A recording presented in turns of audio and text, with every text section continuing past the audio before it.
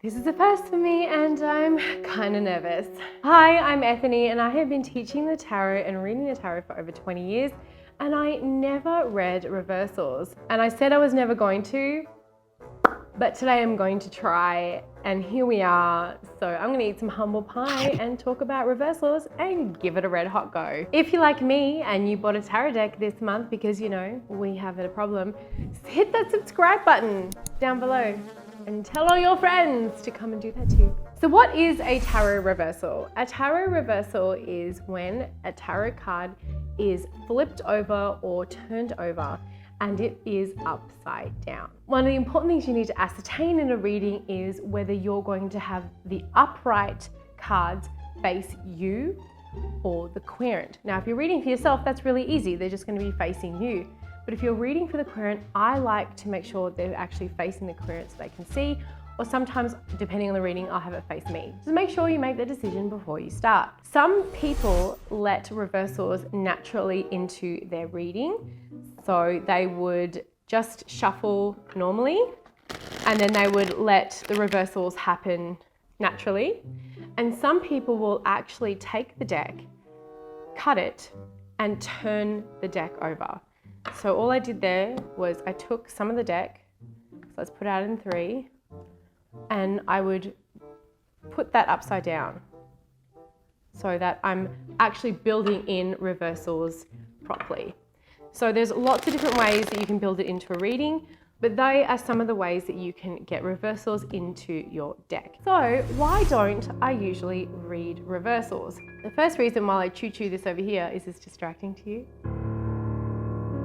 Yeah, you stayed there with me, is that 78 card meanings are hard enough to memorize, let alone adding another 78 meanings on top of that. It's a lot, especially for beginners, and it can actually muddy your knowledge of what the upright cards mean in the first place. The second reason is, in my not so humble opinion, is that the cards have enough duality in it. There's enough light and shadow.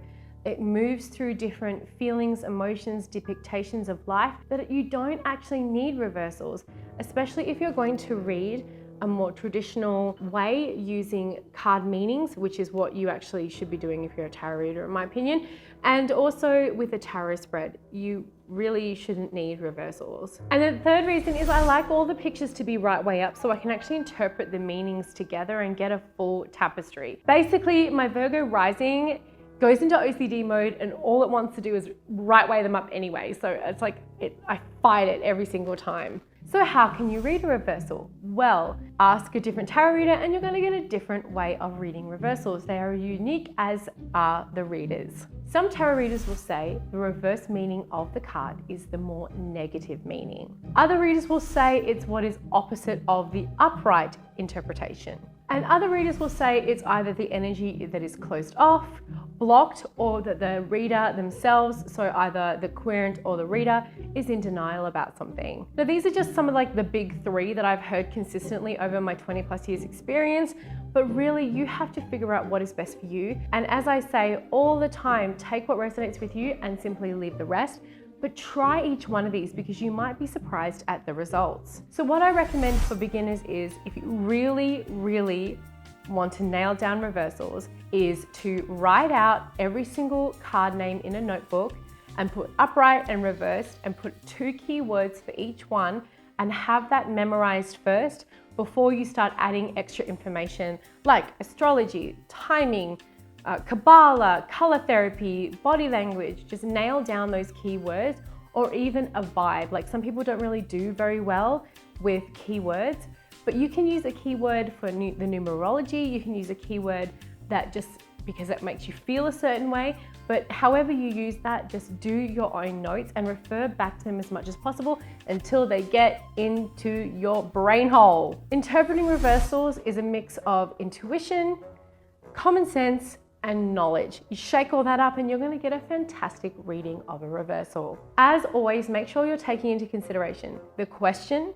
the context, the position the card is in, other cards around it, and what the answer or what you are seeking out of this reading is going to be. So always the result as well. There's a lot of things to consider and you're adding reversals into it. It's like, is this a good idea? So now I'm gonna do a little example. So I'm gonna first shuffle in reversals how I would do it, like if I would do it. This is the first time I'm doing it. And I think for me, we're gonna look at it being like the blocked energy or the denied energy or something that is stalling. Let's see if that works for Ethony. Also, comment in the section below before you keep going if I'm gonna like this or not. I really wanna take a poll. So press pause and say Ethony is gonna really love working with reversals or Ethony is not gonna love working with reversals, and then keep watching this video. By the by, I put the crystal on top of here. This is a smoky quartz, one of my favorite smoky quartz, double terminated points, cluster. It's got 3 because it's a stone that cleanses the aura of the deck. So I like to riffle shuffle. So now I'm going to actually like do 4 piles. So I'm just cutting it with I'm just like letting it kind of fall wherever it's falling. This is gonna stay upright. I'm gonna turn this one. This one remains upright, and I'm gonna turn this one.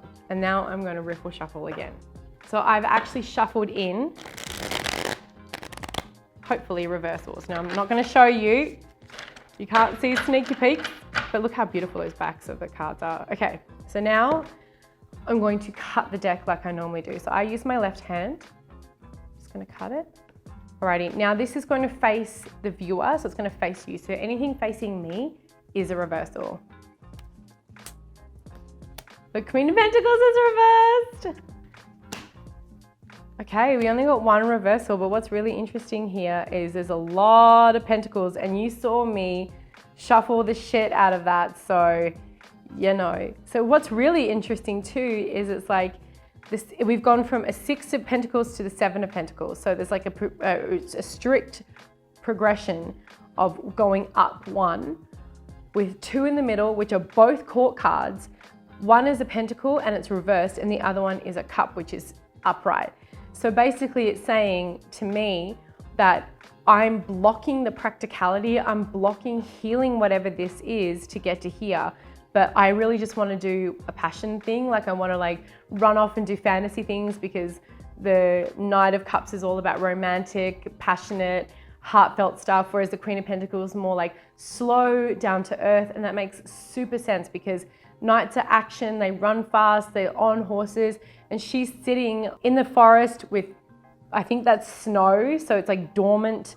It's a lot of slow action. So it's like, I actually need to slow down and do whatever work needs to be done and not like get distracted and you know, kind of go down rabbit holes or whatever to get to this, to nourish this 7 of Pentacles. So I'm blocking the Queen of Pentacles right now, and that makes total sense for how I would be able to read that. So how did that feel? Well, if you said that I would actually enjoy that, you were right. Like it actually makes a lot of sense, but that could also be the combination. I'm making excuses. But that could be the combination of just how obvious this was. And you saw me shuffle that, so it wasn't like faking it, that the progression was being stalled because of this Queen of Pentacles being blocked. But I'm now kind of more open to reading reversals. It still feels extremely alien to me. Maybe reading reversals will be good for myself, because that'll be something where if I'm blocking myself, the cards and my spirit guides can tell me I'm like being a dingo, a dingbat, a ding dong, a dong along a ding dong, a dingy dingy ding ding. You know, a dinghy is a small boat, you know. But I'm not sure how I would feel when it comes to reading with clients. So that'll be the next sort of like jump.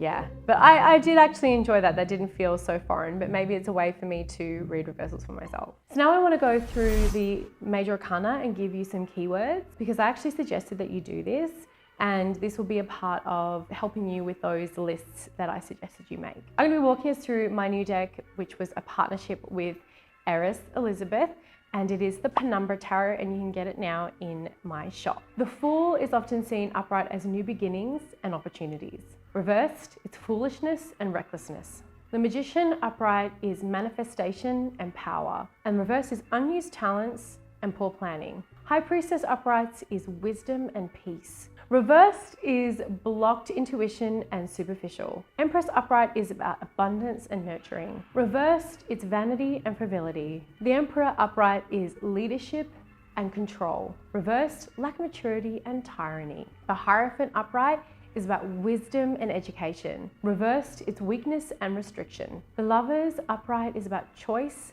and romantic love. Reversed is disharmony and imbalance. The upright of the Chariot is moving forward and will. Reversed is lack of control and disputes. Strength upright is courage and force. Reversed is abuse of power and doubt. Hermit upright is about meditation and reflection. Reversed is isolation and loneliness. The Wheel of Fortune upright is about change and luck. The reversal is misfortune and bad luck. Justice upright is justice and karma. Reversed, it's unfairness and dishonesty. The Hangman upright is surrender and new perspective. The reverse is selfish and having to be a control freak. Death upright is transformation and ending. Reversed, it's futility and resisting transformation. Temperance upright is about healing and balance. Reversed, it's imbalance and clashing of wills or viewpoints. The Devil upright is about materialism and manipulation. Reversed, it's temptation resisted and a lack of drive. The Tower upright is about